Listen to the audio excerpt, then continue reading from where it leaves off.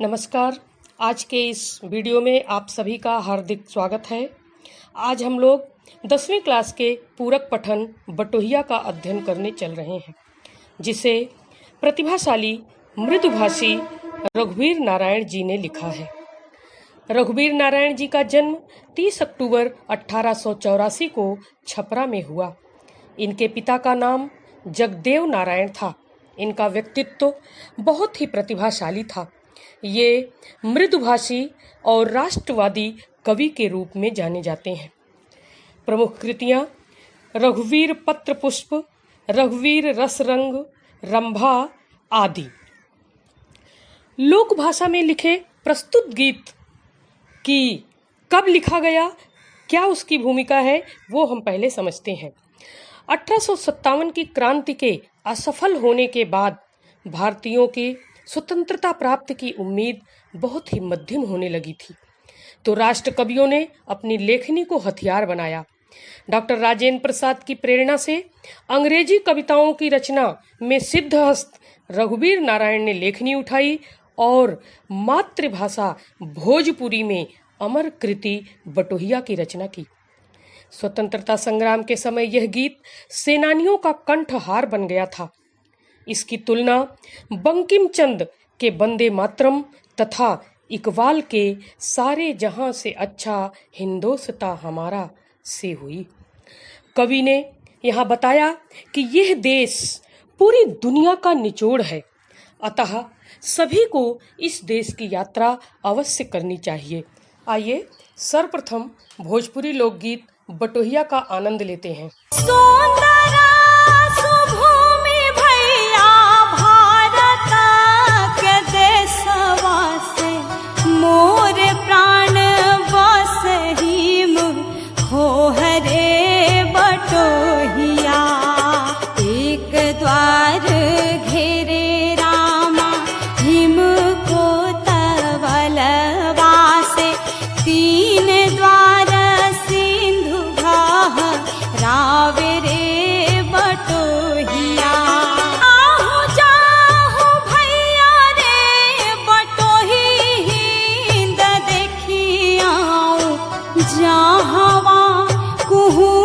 कोयली बोले रे बटोहिया, पवन सुगंध मंद आमर गगन वासे, कामिनी विरह राग गावे रे बटोहिया।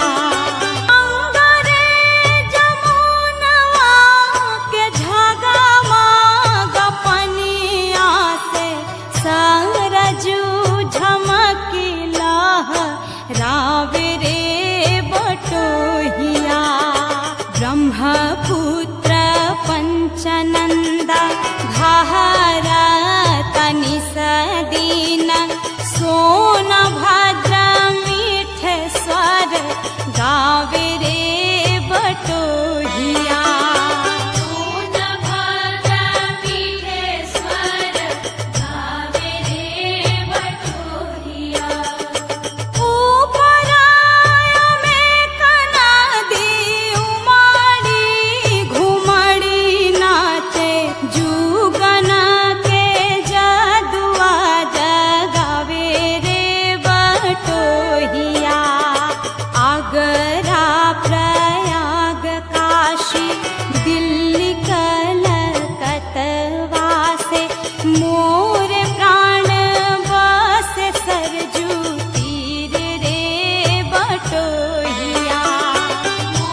जाहू भैया रे बटोही हिंद देखी आऊं, जहाँ ऋषि चारों वेद गावे रे बटोहिया। सीता के विमल जस, राम जस, कृष्ण जस, मोरे बाप दादा के कहानी रे बटोहिया। मोरे बाप दादा के कहानी रे बटोहिया। व्यास वाल्मीकि ऋषि गौतम कपिल देव, सुतला अमर के जगावे रे बटोहिया। रामानुज रामानंद न्यारी प्यारी रूप कला, ब्रह्म सुख बन के भंवर रे बटोहिया। ब्रह्म सुख बन के भंवर रे बटोहिया। गीत सुनकर आपको खूब आनंद आया होगा। कविता पाठ के पश्चात शब्दार्थ देख लेते हैं।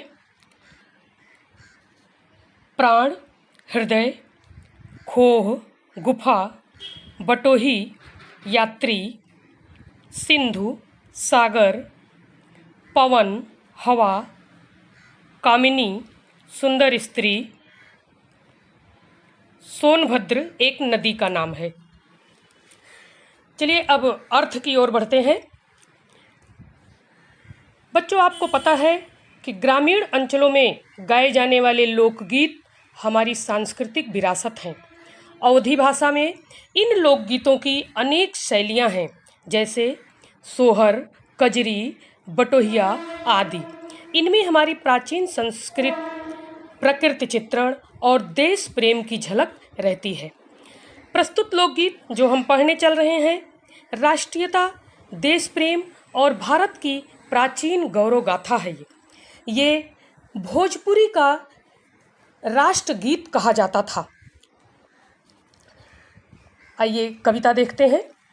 सुंदर सुभूमि भैया भारत के देशवा से, मोरे प्राण बसे हिम खोह रे बटोहिया।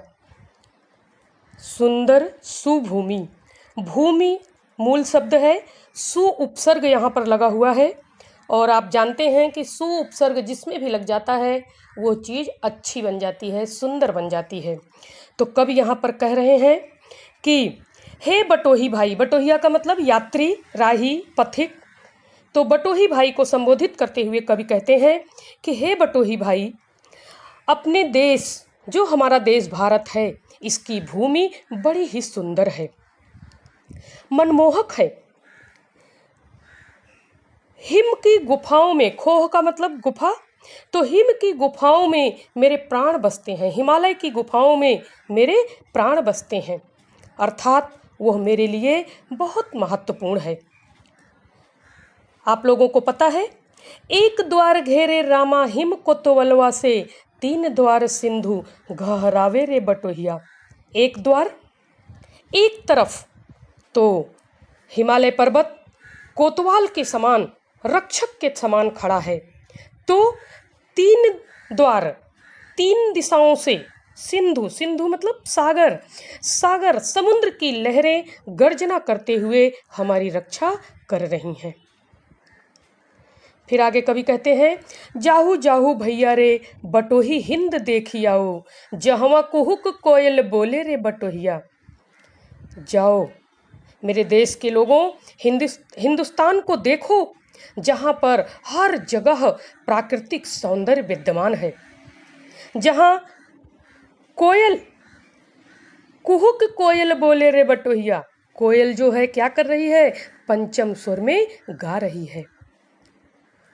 और पवन सुगंध मंद अगर चंदनवा से, कामिनी बिरह राग गावे रे बटोहिया। चंदन के वृक्ष की सुगंध हवा में चारों तरफ इस तरह फैल रही है, और वृक्षों का हरहराना, उन वृक्षों का जब वो बहते हैं तो जो वहाँ आवाज़ आती है उसको हरहराना बोलते हैं। तो उनके हरहराने से लगता है कि कोई कामिनी अर्थात सुंदर स्त्री बिरह राग का गायन कर रही है। आगे बढ़ते हैं। गंगा रे जमुनवा के झिलमिल पनिया से, सरजू झमक लहरावे रे बटोहिया। बड़ी ही सुंदर पंक्तियाँ कि देश की अनेक नदियाँ अपने जल से हमारा पोषण कर रही हैं। गंगा, यमुना, सरयू, ब्रह्मपुत्र, पंचनद। पंचनद के अंतर्गत क्या क्या आता है आपको पता होगा, चिनाव, झेलम, रावी, ब्यास और सतलज। ये 5 नदियाँ पंचनद में बोली जाती हैं। ये क्या कर रही हैं, रात दिन, निस दिन। निस दिन में द्वंद्व समास हो गया है, निश का मतलब रात और दिन का मतलब दिन, तो रात और दिन द्वंद्व समास यहाँ पर हुआ है। तो रात दिन गहरा रही हैं, गहरत का मतलब कलकल की ध्वनि से के साथ बह रही हैं। और सोनभद्र मीठे स्वर गावे रे बटोहिया, और सोनभद्र नदी का क्या कहना, उनकी लहरें मीठे स्वर में गा रही हैं। तो सभी नदियाँ हमारा पोषण कर रही हैं, हमें मीठा स्वर अपना सुना रही हैं। आगे बढ़ते हैं। ऊपर अनेक नदी उमड़ी घुमड़ी नाचे, जुगुन के जदुआ जगावे रे बटोहिया। कवि नदियों के बारे में बता रहे थे, तो बता रहे हैं कि नदियाँ ऊपर पहाड़ों से निकल रही हैं, बादल उमड़ घुमड़ कर गरज रहे हैं और ऐसे बरसात की रातों में जुगुन के जदुआ जगावे रे बटोहिया। जुगनू आपने देखा होगा, रात में जब उड़ते हैं तो एक जादू सा दिखाई देता है, उनका चमत्कार दिखता है कि वो टिमटिमाते हुए रहते हैं, उनकी रोशनी जो निकल रही है। तो वही बात कवि यहाँ पर कह रहे हैं कि जुगनू प्रकाशित होकर उड़ रहे हैं। हे बटोही, देश के अनेक शहर जिससे कोई न कोई गाथा जुड़ी हुई है, उन शहरों पर मुझे गर्व है। तो शहरों के क्या नाम हैं? आगरा, प्रयाग, काशी, दिल्ली, कलकत्ता से मोरे प्राण बसे सरयू तीर रे बटोहिया। कह रहे हैं आगरा से जो क्या संबंधित है? ताजमहल, प्रयाग, संगम, काशी, बनारस, जिसे बनारस के नाम से भी हम जानते हैं, वाराणसी के नाम से जानते हैं, और वहाँ भोले बाबा विश्वनाथ की नगरी है वो। दिल्ली का लाल किला, कलकत्ता का हावड़ा ब्रिज, ये सब चीज़ें वहाँ की प्रसिद्ध हैं। और सरयू के किनारे बसा हुआ अयोध्या। तो ये सब चीज़ों को किस प्रकार जोड़ रहे हैं कि आगरा, प्रयाग, काशी, दिल्ली, कलकत्ता और सरयू के किनारे बसे अयोध्या में मेरे प्राण बसते हैं, अर्थात उन सब शहरों पर मुझे गर्व है। जाऊ जाऊ भैया रे बटोही, हिंद देखी आऊ, जहाँ ऋषि चारों वेद गावे रे बटोहिया। आगे कवि कहते हैं फिर से कि जाओ मेरे देशवासियों, अपने देश के सौंदर्य का पान करो, अपने देश की संस्कृति को समझने का प्रयास करो, क्योंकि वहीं के ऋषि मुनि ही चारों वेद जो हमारे हैं, ऋग्वेद, सामवेद, यजुर्वेद और अथर्ववेद, उन चारों वेदों का गान करने वाले हमारे ऋषि मुनि ही हैं। सीता के विमल जस, राम जस, कृष्ण जस, मोरे बाप दादा की कहानी रे बटोहिया। बाप दादा यहाँ पर पूर्वजों के लिए आया हुआ है, तो हमारे पूर्वजों के रूप में राम, सीता, कृष्ण के पवित्र यशगान हैं। विमल का मतलब पवित्र होता है, यशगान हैं, उनके महत्व अकथनीय है, अवर्णनीय है। व्यास, वाल्मीकि, ऋषि, गौतम, कपिल मुनि, सुतल अमर के जगावे रे बटोहिया। सुतल का मतलब होता है सोए हुए, सुप्त। तो अब आगे बता रहे हैं कि व्यास जिन्होंने महाभारत की रचना की थी, वाल्मीकि जिन्होंने संस्कृत रामायण की रचना की है, और गौतम मुनि और कपिल मुनि, ये सब मुनियों ने क्या किया है? सुप्त पड़े देश के लोगों में जागृति पैदा की है, जागरण का भाव लाया है। सुतल अमर के जगावे रे बटोहिया। जगावे का मतलब यहाँ पर जागरण ले आना। रामानुज रामानंद न्यारी प्यारी रूप कला, ब्रह्म सुख बनके भंवर रे बटोहिया। रामानुज रामानंद अपनी निराली और प्यारी सीख से आध्यात्मिक सुख दे रहे हैं, जैसे भ्रमर गीत की भांति मधुर संदेश प्रदान कर रहे हैं। ये बच्चों हमारे देश की विशेषता है। भारत हमारी मातृभूमि है, हम अपने देश से दिलो जान प्यार करते हैं। भारत विश्व का श्रेष्ठ देश है। यह ऐसा देश है जहाँ पर अनेकता में एकता दिखाई देती है। और इस कविता को पढ़कर मुझे भी एक पंक्ति याद आ रही है।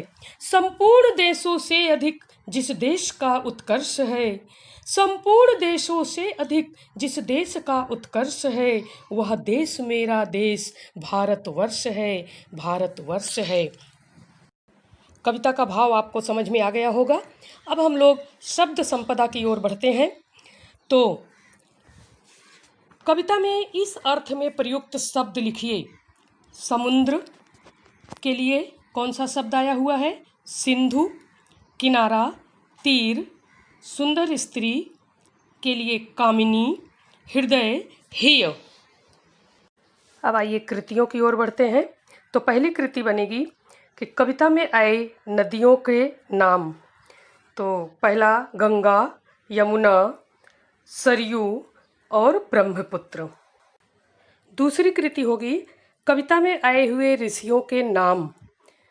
तो व्यास, वाल्मीकि, गौतम ऋषि और कपिल मुनि। मुझे विश्वास है कि आप कविता पूरी तरह समझ गए होंगे। अगले वीडियो में पुनः मिलने का वादा करते हुए मैं आपसे विदा लेती हूँ। धन्यवाद।